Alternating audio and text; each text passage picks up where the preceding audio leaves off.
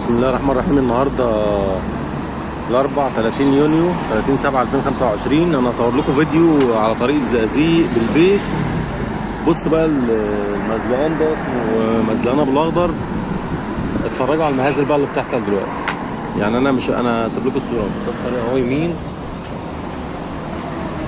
وانتوا بصوا بقى شوفوا ايه اللي هيحصل دلوقتي. مفيش تروسيكل الا بيجي عكس كله جاي عكس، مفيش واحد جاي عدل والله. انا هوريكم، هصور لكم فيديو دلوقتي حالا وهتشوفوا.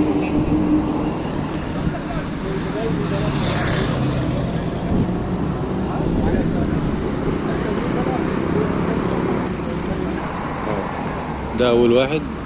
انا ما شاء الله ده ماشي مفلح.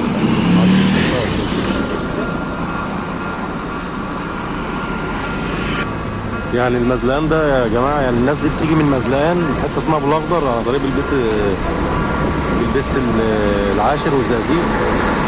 الناس دي بتمشي عكس وبيمشوا بمنتهى الهمجيه. هتشوف دلوقتي قسما برب العزه التروسيكل بيبقى جاي في وش العربيه ولا همه، وبالذات لو عربيه ملاك هو بيخوفه طبعا اهو، عشان كله حديد في حديد، فطبعا التاني الطريق يوسع ممكن يعمل كارثه اللي وراه. فهتشوفوا دلوقتي.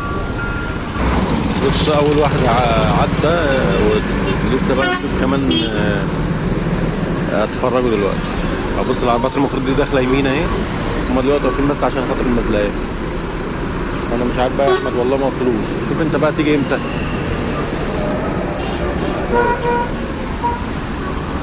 يعني